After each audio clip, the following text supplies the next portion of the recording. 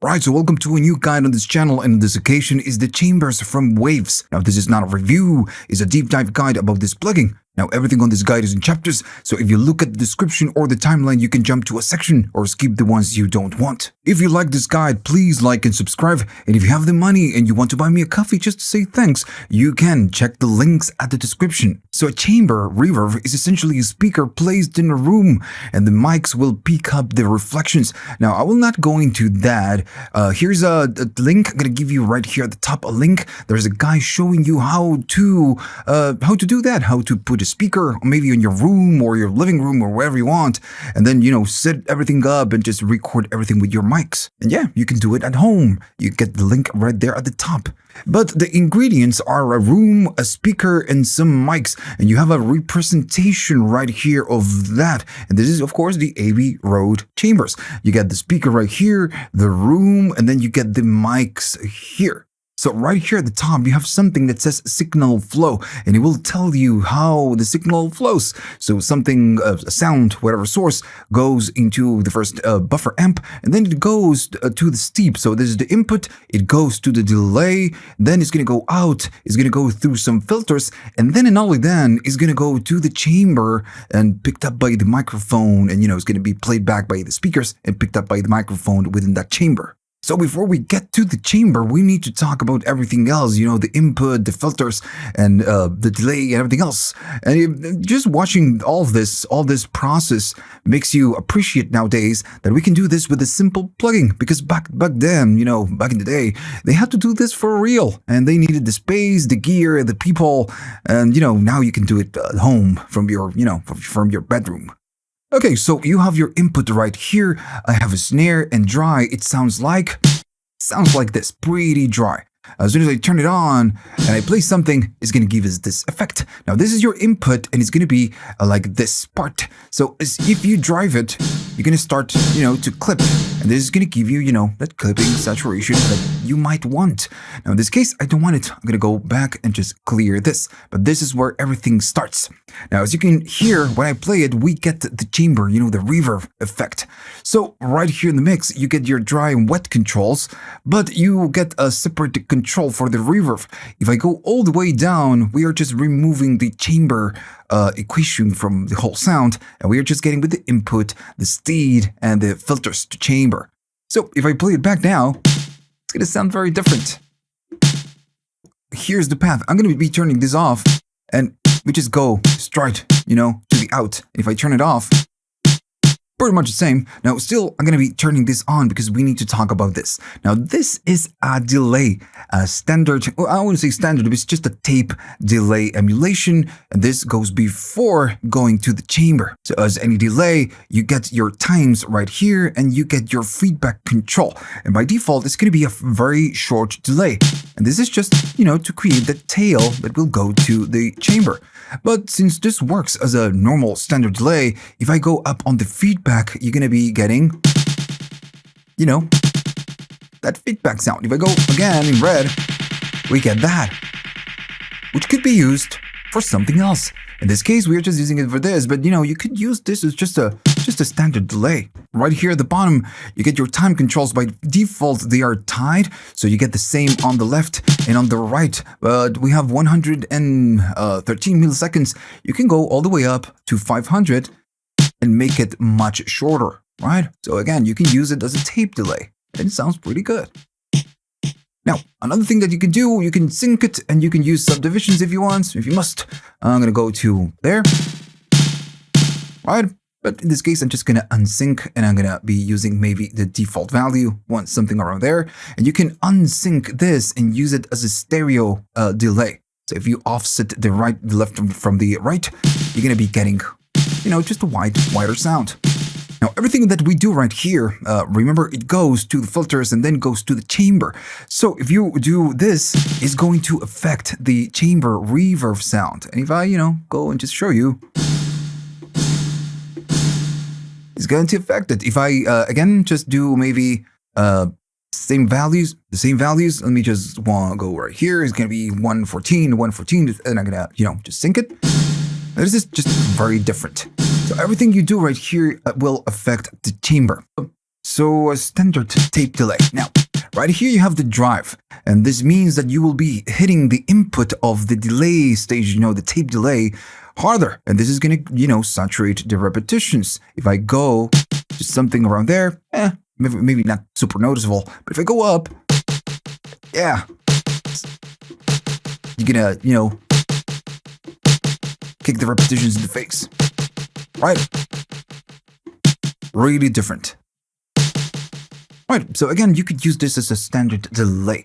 Now, then what you get is the mod. You must not forget that this is a tape, emulation. This S.T.E.E.D is a tape.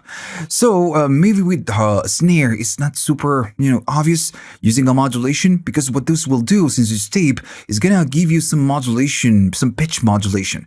Now, the snare, maybe it's not the best example because it's very short, and I'm gonna bring something that, we can maybe recognize. I'm gonna bring a synthesizer. So it's a Juno type of synthesizer. Right, so that's the synth.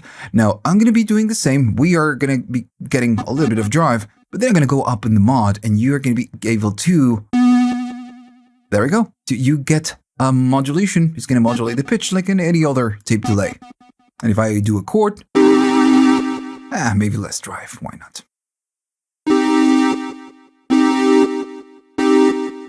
If I go all the way crazy, you're going to be getting that. Now, you cannot set the rate, the depth of the, we are setting depth, but not the rate of the modulation. That would be cool. But you get what you get. Notice that as you go up, it's lower, and as you go down, it's faster. Right? So this is like a two-in-one, control. The speed and the depth. Now, the other thing that you get on the S.T.E.E.D is a filter. So you get a filter to cut the, the higher frequencies and the low frequencies. Because remember, everything you do right here will impact the chamber, the reverb sound. So we can chop the highs. If I play something, it's affecting only the repetitions, not the dry sound, of course. If I go all the way up, really different. Let me do a chord. I'm gonna chop the high frequencies all the way up to 3.5K. Right? Then you get to cut the lows, and again, all of these controls are pretty simple, and it's a pretty aggressive cut. It goes to 6.4K, which is a lot. Even though the low cut is a 12 dB per octave, which is not super aggressive. And the high cut is going to be is a 24 dB per octave, which is much more aggressive. So you can cut the highs and you can cut the lows, but you can also, and this one is really useful, you can boost the mid frequencies. You can boost 3.5K, and this will change the color and the tone of the reverb. If I boost those 3.5K, and I'm gonna go more feedback so we get more, and I'm gonna maybe unsync and go to slower tempos. And I'm going to go the other way. I'm going to cut it. That is, it sounds way darker. And I'm playing the same keys, right? So all of this will affect the chamber sound. Right. So you get your filters to boost and cut. You get your feedback, and you get your delay, your drive. So you have all your standard tape delay right here. Right, so this is like the first part. I'm going to turn it off, and I'm going to move on to the next part, which is going to be the filters, and it's going to be this section. And this is pretty simple. I'm going to turn it on, and this is sits after the S.T.E.E.D. So you're going to be filtering and shaping whatever comes after the S.T.E.E.D. and before going to the chamber. That's why it says filters to chamber. So this one, it's like the filters that we have right here. But the cuts are going to be a little bit more aggressive. This is going to be a 24 dB per octave, and we can hear that sweep. And this one is going to be again a 24 dB per octave. It's pretty aggressive. Right.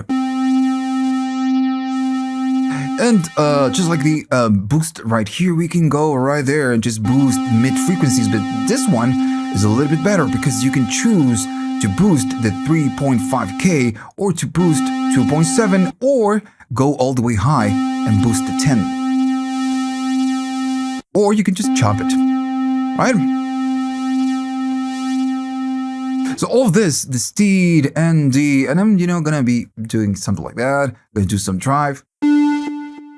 Is going to affect whatever goes to the chamber. I already said that a million times, but because I want to make sure that you understand this, that you doing all of this really affects the sound of what comes, what comes out of this plugin.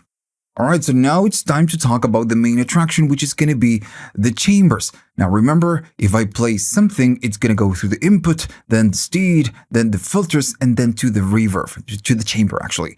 So I'm going to be disabling the S.T.E.E.D so we can only hear the chamber. Now, all of them, the mirror one and the stone ones are different ones, or they sound really different. So if I do the snare, that's the chamber. If I do the mirror, really different.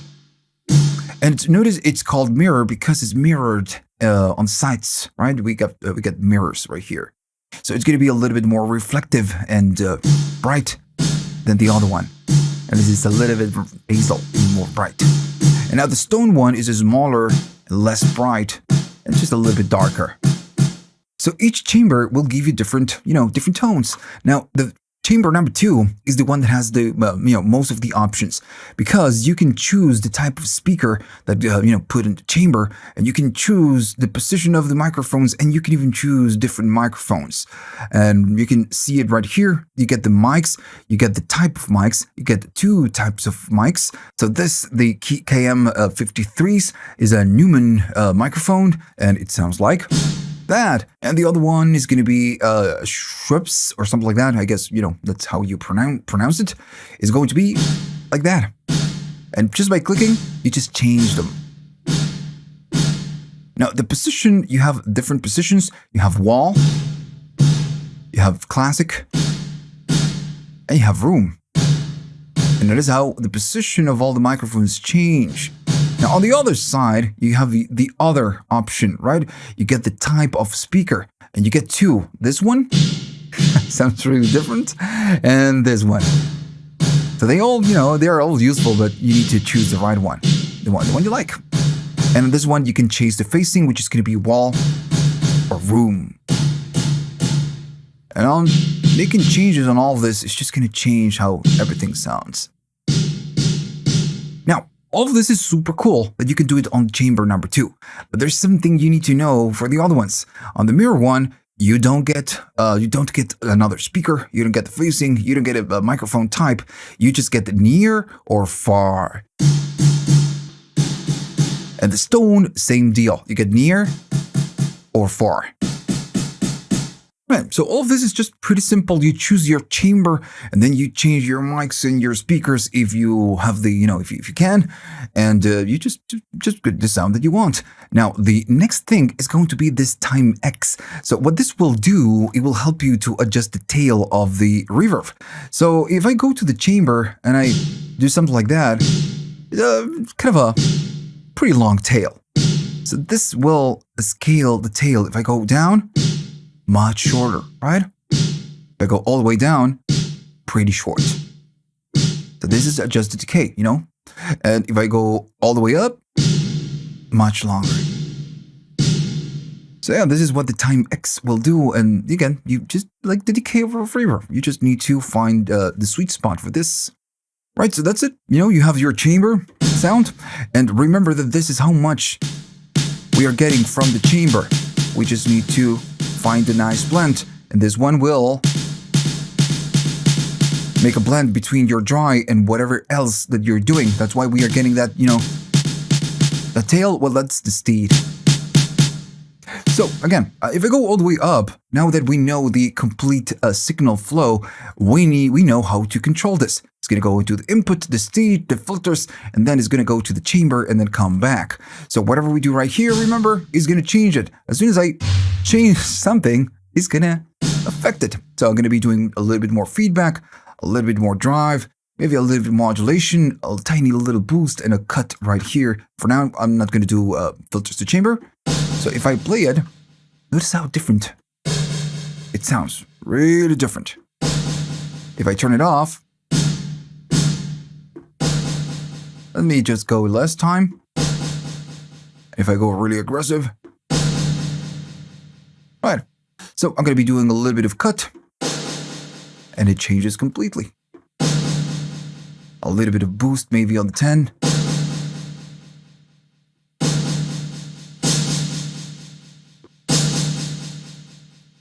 So that's it. There's nothing else I need to show you. You need to spend some time and, tweak some of the settings just to get the plugin to, just to find the sweet spot for you and for your track. Now, you do get a million presets, so maybe you want to start right here. Okay, so let's do some processing. I have some kind of a dry drums right here, and I'm gonna turn the plugin on, and we are in full reset. So let's see what happens. Now, since this has a pre-delay, of course, if I bring the dry down, you're gonna need to adjust this. By default, you just get that. I'm gonna turn off the S.T.E.E.D, and I'm gonna make it shorter. There we go. Let me go all the way up. If you do less,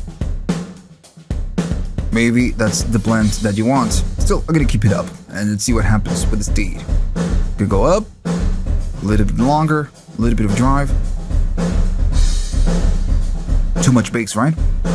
Okay, so let's jump it.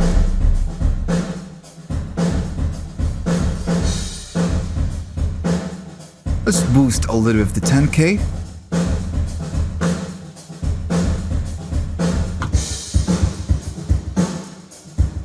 Like that one. Right. Pretty simple, right? It sounds pretty cool. Now, all of the Abbey Road plugins from Waves are really, really cool. Right, so let's try some guitars. This is the dry signal. Maybe it's a little bit too hot. Maybe. That's the dry guitar. Let's bring the chambers. Yeah, it's a little bit too hot. I'm gonna go down in the input. But you know what? We have a lot of presets. So let's go to, I don't know, one of the favorites, the Pensado. Let's see what we get. I'm gonna turn it off. Great, right?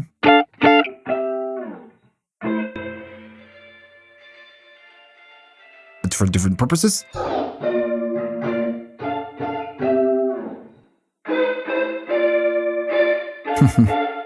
There's a lot of modulation right here. We can hear it. If I turn it off, we don't get it.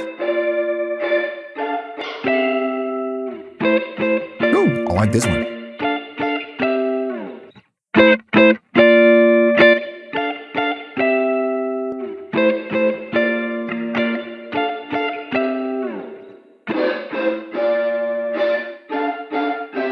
Turn it off. Alright, so let's give it a try on some vocals. Now, what I'm doing right now is just showing you how the plugin sounds. You can do this at home. The whole video is about a deep dive, just learning the controls, not just me showing you sounds. You can do this at home, of course. But why not? So the vocal sounds like this. Let's bring the chambers and full resets. Right, sounds right from the start. Sounds cool. Now, all the way at the bottom, you have some options like vocal thick room and vocal trip. I'm just gonna use that one.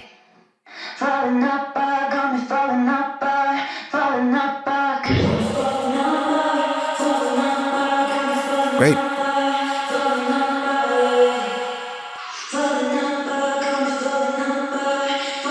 All right.